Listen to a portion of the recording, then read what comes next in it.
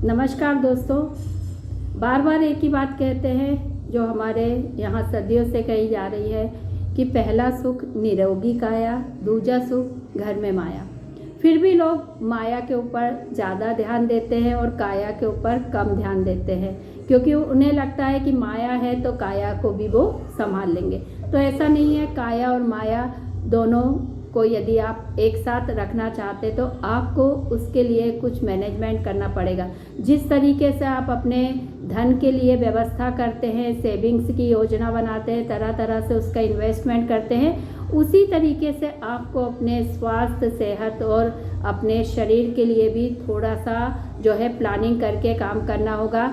आज जो आप अपने शरीर के ऊपर इन्वेस्टमेंट करेंगे वो कल आपको रिटर्न के रूप में मिलेगा, आपके स्वास्थ्य के रूप में मिलेगा। लेकिन हम क्या करते हैं, हम सेहत के ऊपर कुछ भी खर्च नहीं करते, ना कोई प्लानिंग करते। ये बहुत बड़ी विडंबना ही कही जाएगी कि इतना सब कुछ होने के बाद, जानने के बाद भी हम सिर्फ और सिर्फ पैसे के पीछे भागते रहते हैं, पैसे कमाने के उसमें लगे रहते हैं। फिर एक दिन आता है कि जो हमने कमाया है उसे अपनी बीमारी, अपनी तकलीफ़ को दूर करने के लिए खर्च कर देते हैं। तो आप सोचिए इसमें क्या बुद्धिमानी है, क्या समझदारी है। वो तो तब होगा कि भले ही आपके पास पैसा कम हो लेकिन आप स्वस्थ हैं, सुखी हैं, प्रसन्न हैं। तो मेरे ख्याल से इससे बढ़कर दुनिया में कोई दौलत नहीं है। लेकिन हम लोग थोड़ा सा इन सब चीज़ों को सोचते हैं, ये सारी ज्ञान की बातों का कोई अर्थ नहीं है यदि जब तक आपके पास में अर्थ नहीं है। मानते हैं कि अर्थ बहुत ज़रूरी है, लेकिन जीने के लिए सबसे ज़रूरी बोला गया है रोटी, कपड़ा, मकान।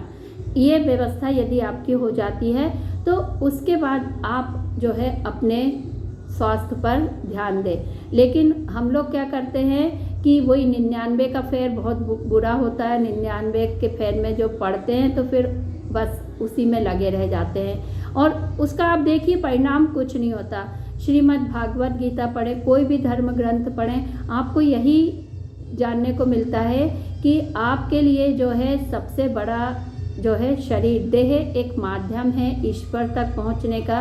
देह एक मंदिर है। तो इस देह का हमें बहुत अधिक ध्यान रखना है, इसकी पवित्रता का ध्यान रखना है, इसके स्वास्थ्य का ध्यान रखना है।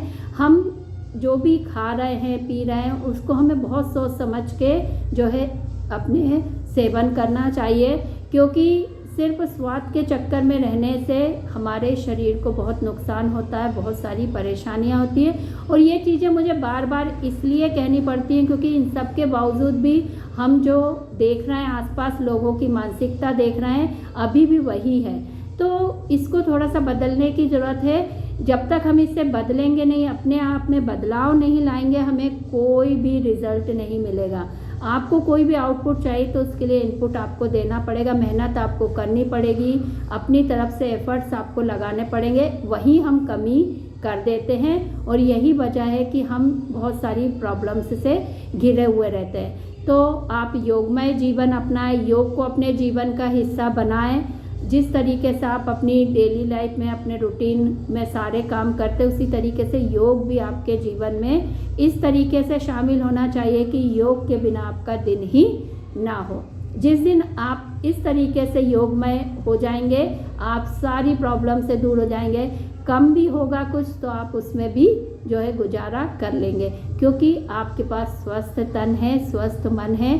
जीवन की सबसे बड़ी पूंजी आपके पास है, तो फिर उसके आगे सारी धन दौलत व्यर्थ है।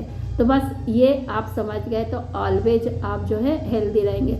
तो यही कहूँगी कि स्वस्थ रहें, मस्त रहें और ऑलवेज प्रसन्न रहें। धन्यवाद।